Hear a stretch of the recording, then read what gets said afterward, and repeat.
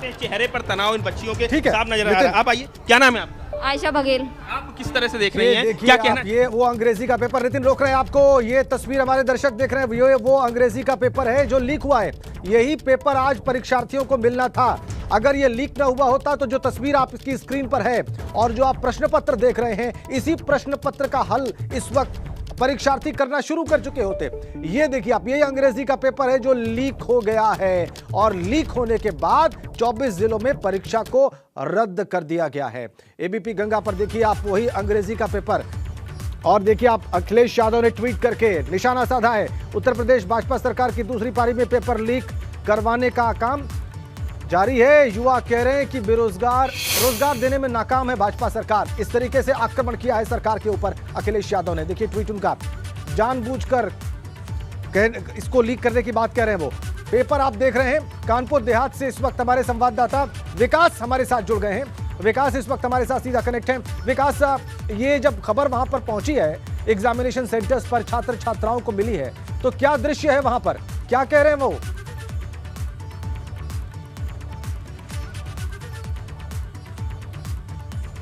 विकास, आपको मेरी आवाज मिल रही है?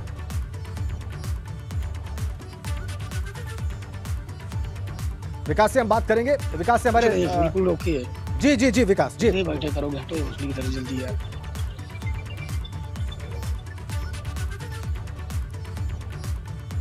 हम विकास से बात करेंगे, कानपुर देहात चलेंगे, लेकिन आप अखिलेश यादव का ट्वीट भी देख रहे हैं। सीतापुर से पंकज इस वक्त हमारे साथ जुड़ गए हैं। पंकज सिंह, सीतापुर में क्या स्थिति है, क्या वातावरण है इस वक्त? कितने परीक्षार्थी इंटरमीडिएट की अंग्रेजी का पेपर सीतापुर में देने वाले थे, जिले में जिनको निराशा हाथ लगी है इसके रद्द होने के बाद? पंकज जी बिल्कुल, मैं इस वक्त खड़ा हूं सीतापुर के जीआईसी कॉलेज पर, और आपको बता दें यहाँ का प्रशासन, यहाँ के जो जिम्मेदार थे, स्टाफ था, उन्होंने पहले ही सबको अवगत करा दिया, जिस वजह से यहाँ अफरा तफरी जैसा कोई माहौल नजर नहीं आया। यहाँ के जो परीक्षार्थी थे वो निराश होकर जरूर लौटे हैं, और इस समय जीआईसी के प्रिंसिपल हमारे साथ मौजूद हैं। खुद जो मजिस्ट्रेट हैं वो भी मूवमेंट कर रहे हैं। उन्हीं से जानेंगे कि उन्होंने परीक्षार्थियों को क्या सूचना देकर वापस किया है। हमें जैसे सूचना मिली है तो परीक्षार्थियों को ये बता दिया गया है कि आज की जो परीक्षा है कैंसिल हो गई है। बाकी ये परीक्षा कब होगी इसकी सूचना जैसे ही शासन से हमें प्राप्त होगी, विद्यालय को और हमारे यहाँ भी बच्चों को सूचित कर दिया जाएगा। कुल कितने परीक्षार्थी थे? इस वक्त हमारे सेंटर पे 490 परीक्षार्थियों की परीक्षा होनी थी। तो 490 परीक्षार्थी जीआईसी पर परीक्षा देने पहुंचे थे, जिन्हें वापस ये बता करके लौटा दिया गया है। कुल कितने सेंटर से पंकज, कुल कितने सेंटर से सीतापुर में, और कुल कितने वहां पर परीक्षार्थी होंगे? एक अनुमान जी बिल्कुल, 4000 से ज्यादा परीक्षार्थी सीतापुर में बताए जा रहे हैं। हालांकि डीआईओएस जो है वो कहीं भी सक्रिय नजर नहीं आए। उनकी तरफ से ना ही मीडिया कर्मियों को कोई अभी तक जानकारी दी गई है, लेकिन प्रशासन जरूर मुस्तैद दिखाई दे रहा है। मजिस्ट्रेट भी पहुंच रहे हैं, मूवमेंट कर रहे हैं परीक्षा केंद्रों का कि कहीं पर कोई दिक्कत तो नहीं है। तो ऐसे में हमारे साथ मौजूद हैं, मजिस्ट्रेट भी पहुंचे हैं जीआईसी पर। उनसे जानते हैं कि उन्हें क्या जिम्मेदारी सौंपी गई है। मैं सेक्टर मजिस्ट्रेट हूँ और तहसीलदार सदर सीतापुर के नाते समस्त विद्यालय जो मेरे इस सेक्टर में थे, मैंने सबको भ्रमण करके देखा है और ये समझाने का प्रयास किया है कि ये जो भी दिक्कतें आई हैं बहुत जल्दी सॉल्व करके अगली तिथि घोषित करके परीक्षा कराई जाएगी। तो ऐसा कहीं रेजिस्टेंस या कोई देखने को नहीं मिला। समस्त विद्यालय के प्रधानाचार्यों का व्यवहार अच्छा था, तो इसके कारण से किसी भी प्रकार की कोई प्रतिरोध या किसी प्रकार की समस्या। ठीक है पंकज, ठीक है बिल्कुल। आप बता रहे हैं कि सीतापुर में क्या हुआ है। सीतापुर में एक एग्जामिनेशन सेंटर का आपने हाल बता दिया जहां पर छात्र छात्राओं को सूचित कर दिया गया है, लेकिन ये देखिए आप, ये वो अंग्रेजी का पेपर जो लीक हुआ है इस वक्त मेरे हाथ में है। एबीपी गंगा पर आप वो लीक्ड पेपर अंग्रेजी का देख रहे हैं जो इस वक्त परीक्षार्थियों के हाथ में होता अगर परीक्षा स्वाभाविक रूप से सुचारू रूप से चल रही होती और ये लीक नहीं हुआ था पेपर, तो अभी परीक्षार्थियों के पास होता 24 जिलों में और लाखों परीक्षार्थी इस पेपर को सॉल्व कर रहे होते। इस पेपर को सॉल्व कर रहे होते अंग्रेजी का पेपर। यही पेपर लीक हुआ है जो इस वक्त आप मेरे हाथ में देख रहे हैं। ये इस वक्त अगर लीक नहीं होता तो ये परीक्षार्थियों के पास होता। हम लखनऊ चलेंगे, वीरेश पांडे इस वक्त हमारे साथ हैं, वहां से सीधा कनेक्ट हैं और वो लगातार बात कर रहे हैं, सवाल पूछ रहे हैं माध्यमिक शिक्षा विभाग के लोगों से कि ऐसा कैसे हो गया, कौन है इसके लिए जिम्मेदार। वीरेश, अरे मैं क्या बताऊं कौन है जिम्मेदार और कौन है इसके लिए दोषी।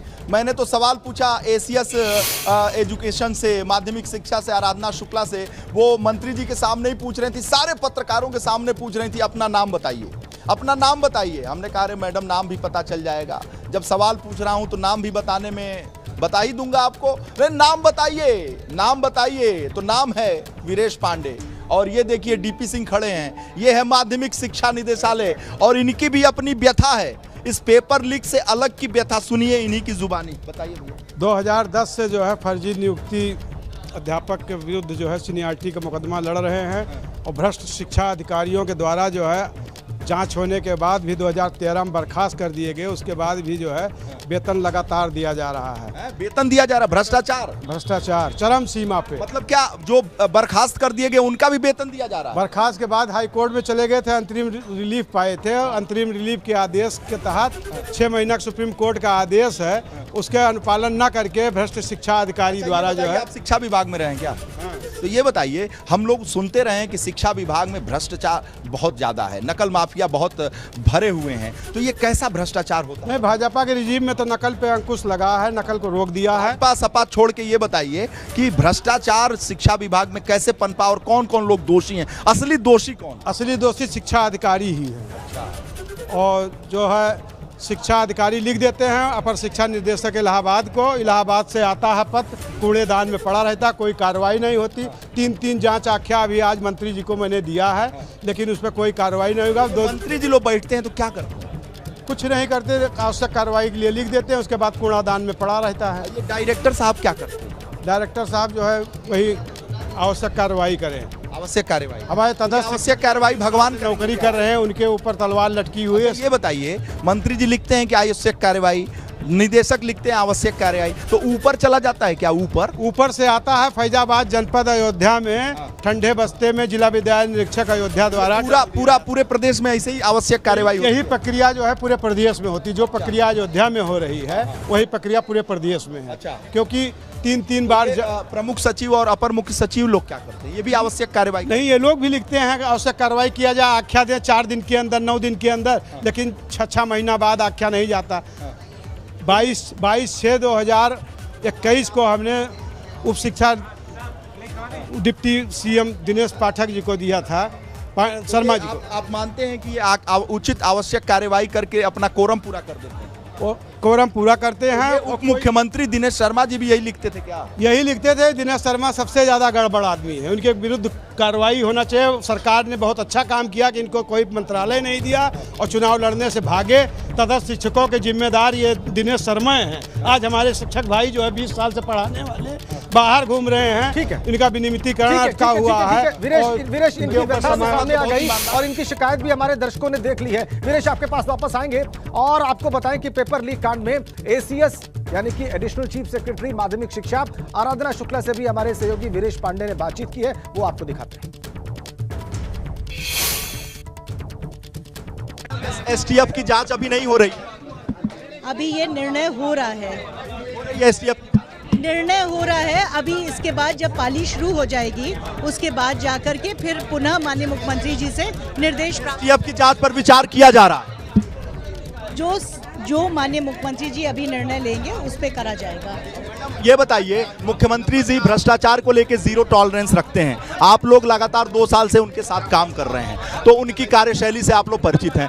तो भ्रष्टाचार के 0 टॉलरेंस का ही नतीजा है कि ये भ्रष्टाचारी पकड़े जा रहे हैं। हाँ, क्योंकि ये 0 टॉलरेंस है, इसलिए ऐसी व्यवस्था है कि हर चीज़ पकड़ी जा रही है। पहले पकड़ी नहीं जाती थी। पहले आपको वो दिन भी याद होंगे जब हर चीज़ लीक होती थी, लोग वायरल होता था। व्यवस्था में सुधार हो रहा है, प्रति वर्ष सुधार हो रहा है। पर जो दशकों की व्यवस्था खराब हुई थी उसको एक दिन में सुधार नहीं किया जाता है, धीमे धीमे सुधार होता है।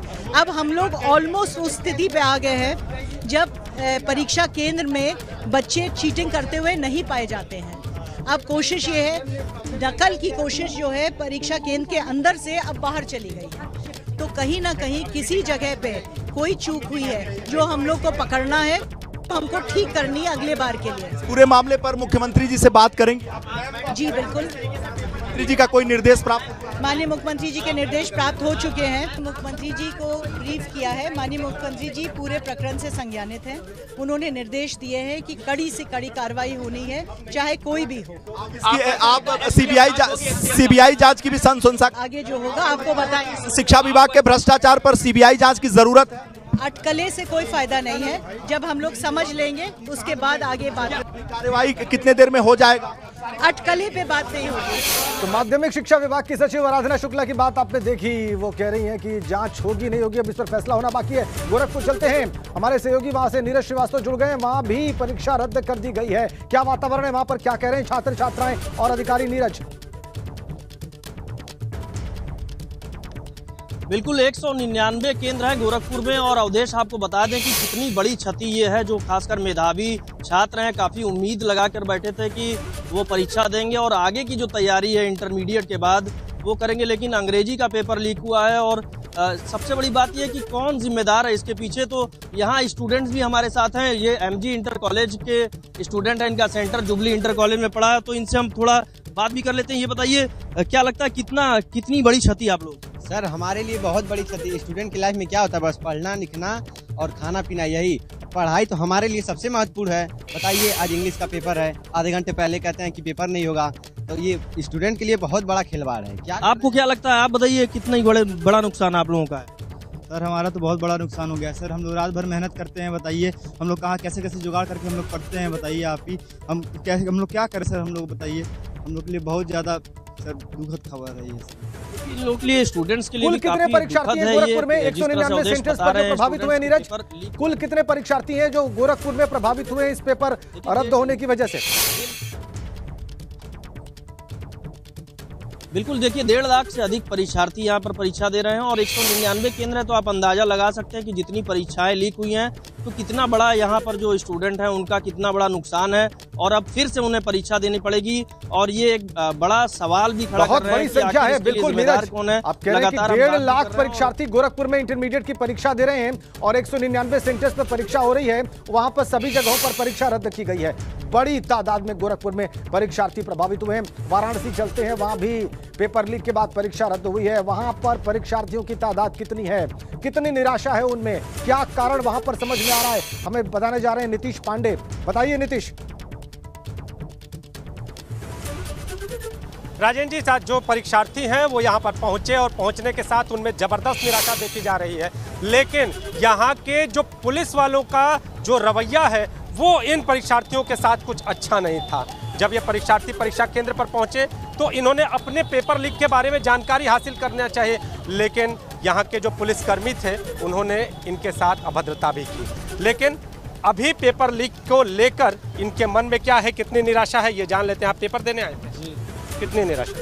अरे बहुत रात भर आज हम लोग सोए नहीं। आज के बाद 3 बजे हम सोते हैं, रात को पूरी पढ़ाई करने के बाद हम लोग सोते हैं, फिर सुबह में जल्दी उठते हैं, पढ़ने लगते हैं कि हमारा पेपर अच्छा जाए कैसे भी करके। लेकिन यहाँ पे आने के बाद पता चल रहा है कि यहाँ पेपर नहीं होगा। पूछ रहे हैं तो कुछ बता नहीं रहे हैं, कह रहे हैं कि बस कैंसिल होगा। क्यों कैंसिल होगा ये भी नहीं बता रहे हैं बस। और फिर यहाँ पे पुलिस हम लोग को कह रही है कि आप लोग हट जाओ। एबीपी गंगा आपको बता रहा है कि पेपर लीक हुआ और उसके बाद ये पेपर कैंसिल हुआ है। अब आपकी प्रतिक्रिया क्या है? अब क्या होगा, क्या हम रात में मेहनत किए थे, अब पेपर क्या बोले राजेंद्र जी, करे कोई और भरे कोई और। पेपर लीक करने वाले पेपर लीक करते हैं और प्रशासनिक अमला अपनी पीठ थपथपाता हुआ नजर आता है कि हमने बहुत सारी व्यवस्थाएं की, और जब परीक्षा केंद्र पर परीक्षार्थी पहुंचते हैं तो इनके साथ अभद्रता भी की जाती है। कुछ पुलिसकर्मी यहां पर मौजूद थे। और आप बताइए कि कितनी निराशा, और जिन्होंने पेपर लीक किया है उनके खिलाफ किस तरह की कार्रवाई? मैं उन लोगों के खिलाफ बस यही कहना चाहूँगा कि यहाँ के बनारस का जो जिलाधिकारी है उन्हें इस्तीफा देना चाहिए, क्योंकि हम लोग इतना मेहनत करके यहाँ पढ़ाई करके एग्ज़ाम देने आए हुए हैं, जिसके वजह से हमें पेपर देने नहीं दिया गया। और हमारी मांग यही है कि पुनः पेपर कराया जाए। आप बताइए, देखिए ये छात्र अब जा भी रहे हैं, आप जा रहे हैं और पूरा एकदम कहे किट लेके पहुँचे हुए थे। हाँ, निराशा तो क्या कर सकते हैं हम लोग? इस सरकार में इतना चोरी की जा रही है, वही सर जा रहे हैं जो गाली दिए हैं। आप देखिए जो पुलिस वाले हैं महोदय वो जाते हुए दिखाई दे रहे हैं, हालांकि कैमरे की नजर से थोड़ा तेजी से अब शब्द भी यहाँ पर कहे गए इन परीक्षार्थियों पर। अब उनके नाम उनका जो पुलिस वाले थे उनका नाम याद है? नाम तो हम नहीं बता सकते। ठीक है नीतीश, आपके पास वापस आते हैं। लेकिन ये तो बहुत ज्यादा दुखद और निराशाजनक है। एक तो इन छात्रों के साथ जो है पहले से ही जो हुआ है वो उसको लेकर निराशा है, और वहां पर जो मौजूद पुलिसकर्मी थे उनमें से कुछ ने अपशब्द भी कह दिए। इससे अंदाजा लगाइए कि क्या इस वक्त मानसिक स्थिति होगी। मथुरा चलते हैं अनिल सारस्वत के पास। मथुरा में भी पेपर लीक के बाद पेपर रद्द किया गया है और वहां की स्थितियां आपको दिखाने और बताने जा रहे हैं अनिल बताइए क्या देख रहे हैं आप? जी राजेंद्र, मैं आपको बता दूं हम इस समय मौजूद हैं यहाँ पर। आप देख सकते हैं क्लैंसी इंटर कॉलेज मथुरा का ये ग्राउंड है। यहाँ पर ये गेट पर, मेन गेट पर हम लोग मौजूद हैं और हमारे साथ कुछ स्टूडेंट हैं जिनका पेपर कैंसिल हुआ है और वो यहाँ से निराश होकर लौट रहे हैं। जी बताइए क्या नाम है आपका?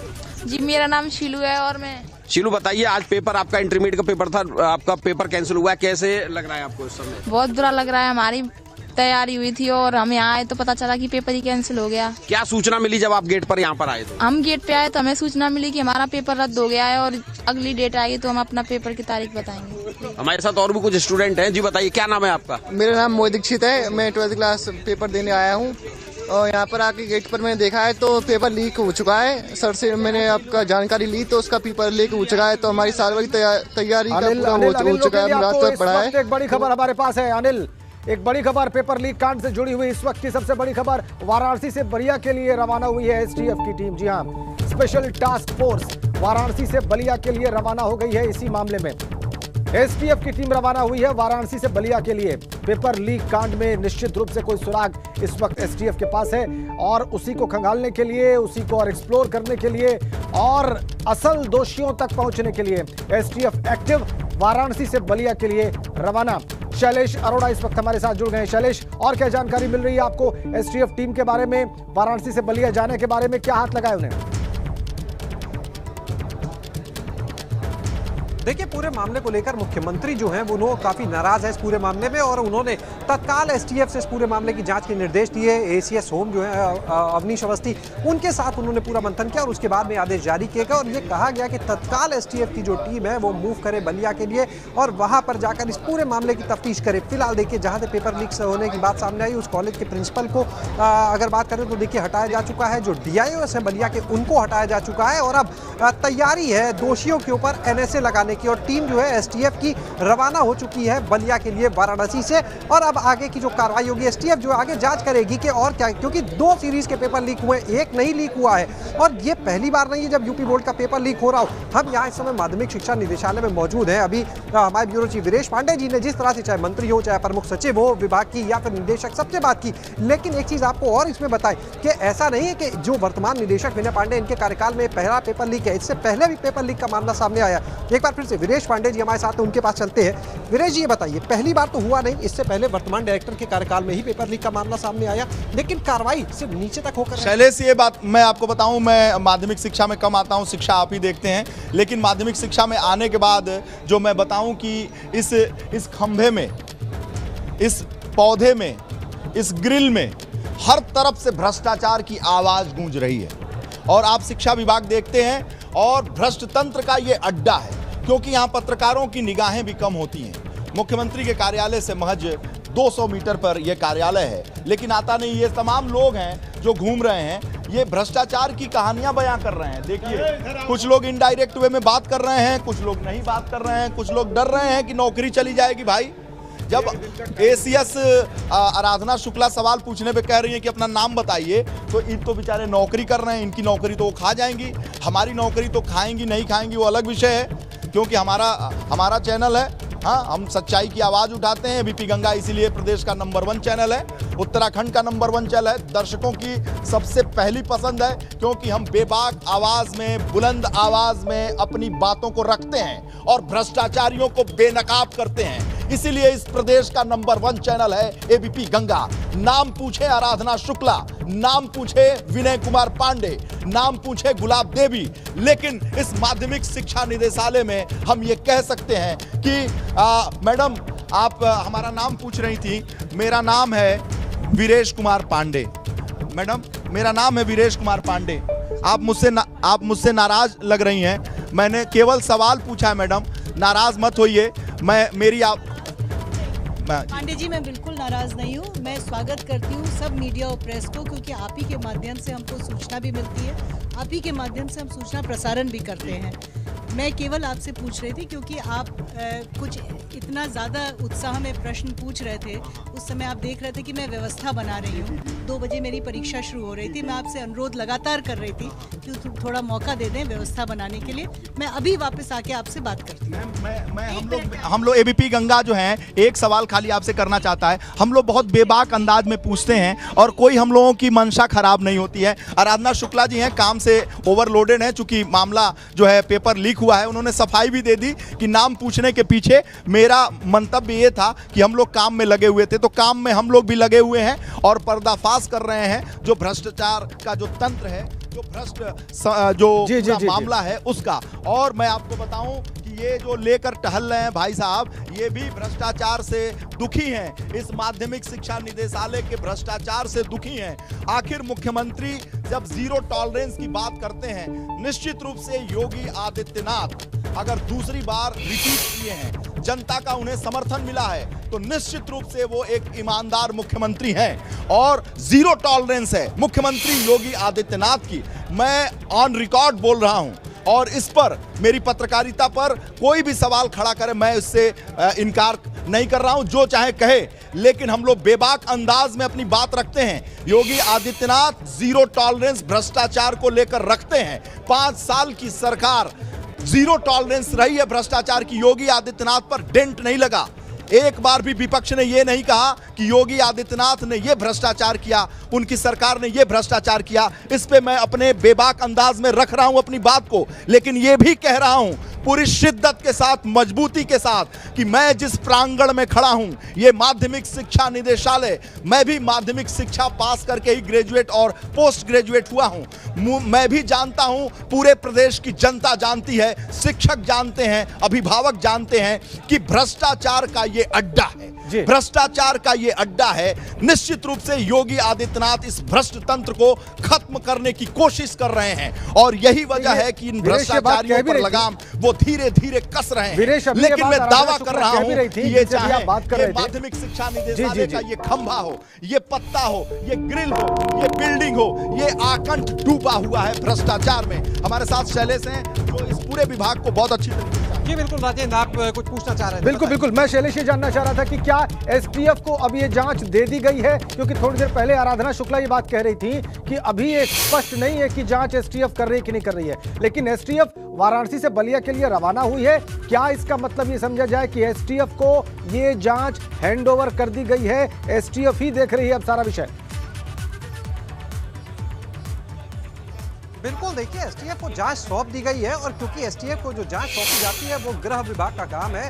अपर मुख्य सचिव अवनीश अवस्थी हैं, उन्होंने मुख्यमंत्री ने वार्ता की उनसे और उसके बाद में जांच एसटीएफ को सौंपी गई है। जांच सौंपे जाने के बाद ही वाराणसी से जो टीम है वो बलिया के लिए रवाना हुई है। हालांकि ये विभाग के जो अधिकारी हैं वो माध्यमिक शिक्षा से जुड़े हैं, इसलिए अधिकारियों को या विभागीय मंत्री की बात करें उन्हें भी अभी पूरी जानकारी नहीं है, लेकिन जाँच सौंप दी गई है एसटीएफ को और अगली जो कार्रवाई होगी देखिए लिख कर रख लीजिए कि एनएसए के तहत सब लोगों के खिलाफ कार्रवाई करने की तैयारी हो रही है। तो एसटीएफ बलिया पहुंचेगी, उस परीक्षा केंद्र पर भी जाएगी जहां से पेपर सामने लीक होने की बात सामने आई है और उसके बाद में जो लोग भी इससे जुड़े होंगे, क्योंकि पेपर जो होता है उसकी पूरी प्रक्रिया को अगर आप देखें तो पुलिस की निगरानी में प्रशासनिक अधिकारी भी होते, उसके लिए तैनात किए जाते हैं, वो होते हैं, उनकी निगरानी में परीक्षा केंद्र तक जाता है।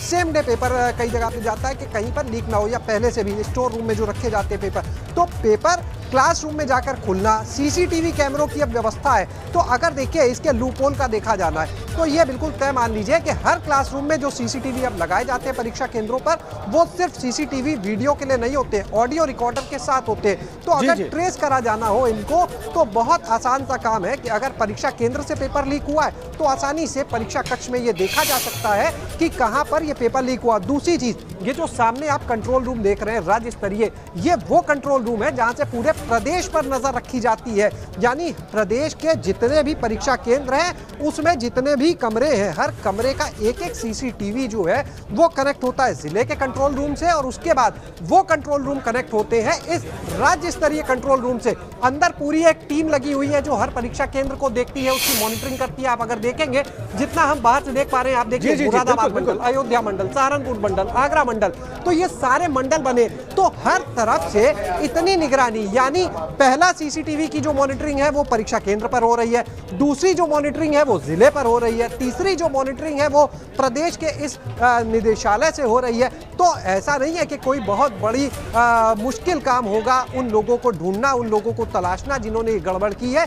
अब देखना यह होगा कि कितनी सक्रियता के साथ और कब तक इन लोगों को ढूंढा जा सकता है, क्योंकि सीसीटीवी की जो रिकॉर्डिंग्स हैं वो संभालने के भी निर्देश हैं, ऑडियो रिकॉर्डिंग भी है। यानी कि अगर ऑडियो की व्यवस्था इसलिए की गई थी कि पेपर लीक तक की बात सीमित नहीं, अगर कहा जाता है इमला बोलकर परीक्षा लिखवाना, एक जो बात है उसमें अगर कोई बोलकर लिखवा रहा है तो भी पकड़ में आ जाए। यानी व्यवस्था में चीजें बहुत है, उसके बावजूद पेपर लीक हो रहा है।